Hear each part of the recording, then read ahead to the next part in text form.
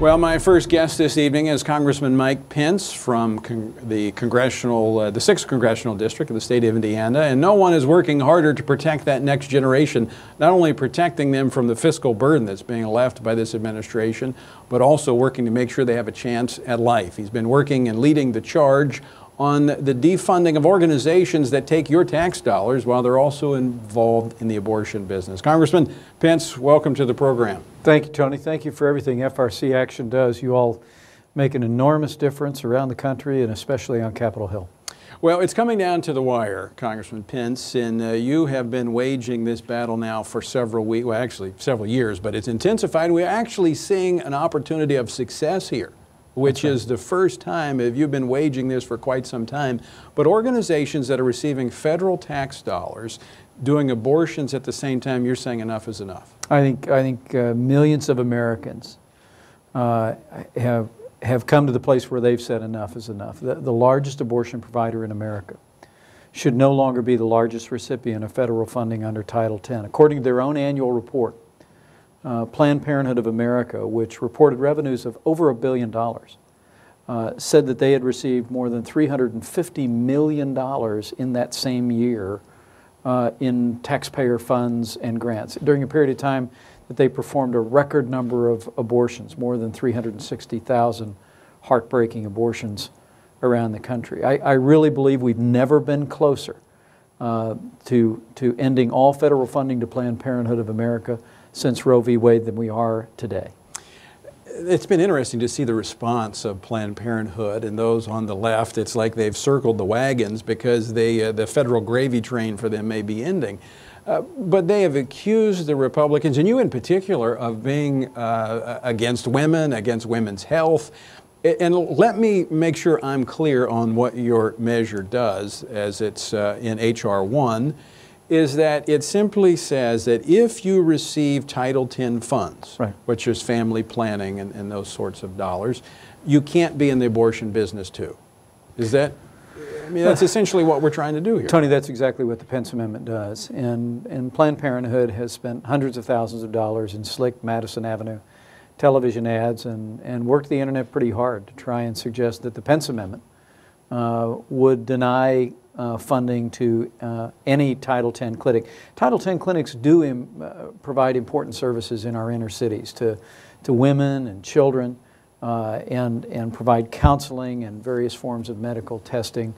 I have, over the last 5 years, never advocated reducing Title X funding. I just believe the largest abortion provider in America should not also be the largest recipient of federal funding under Title X.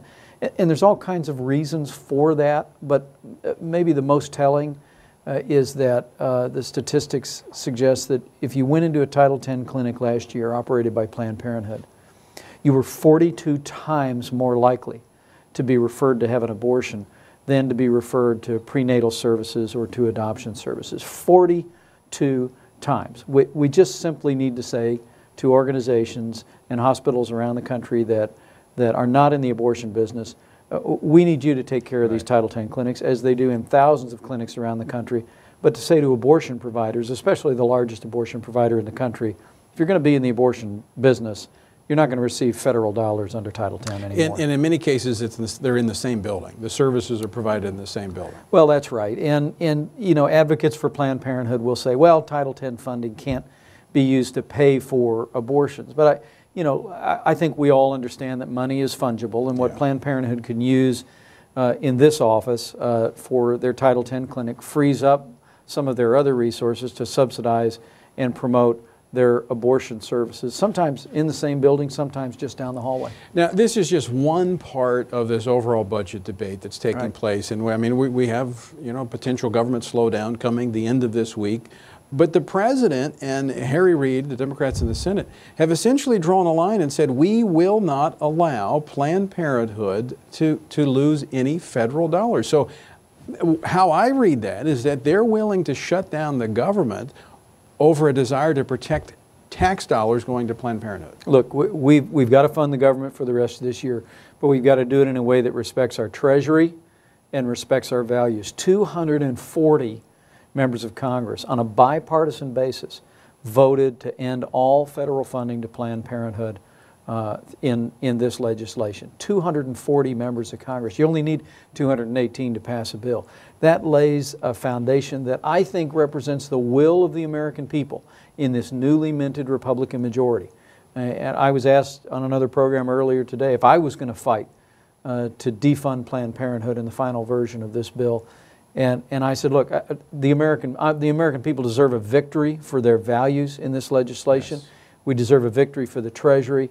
And that's why, as your headline says today, it is time to act in this moment.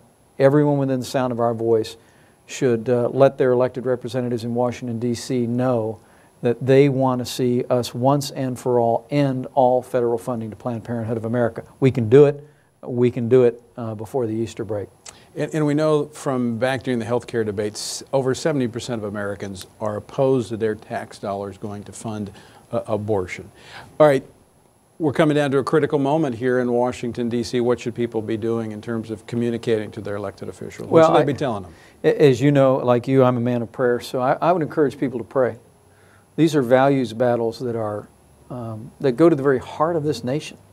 And as you said, you know, the surveys ever since Roe v. Wade have shown a decisive consensus in this country. Whatever people think of abortion, the overwhelming majority of Americans have always believed that it was morally wrong to take the taxpayer dollars of pro-life Americans and use it to support abortion or abortion providers at home and abroad. This is a moment where we are just that close to ending all public funding to the largest abortion provider in the country. So let's pray. Let's let our voice be heard.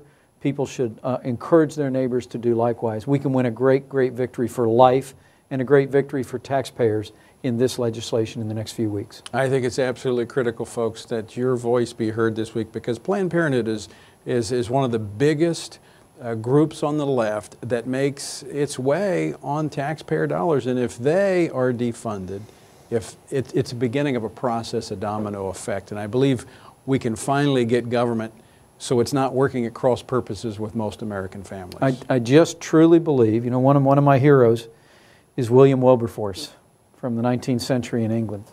He finally made the progress to end slavery throughout the United Kingdom when he took the dollars out of it. They passed legislation in the Parliament that made slavery no longer a profitable trade.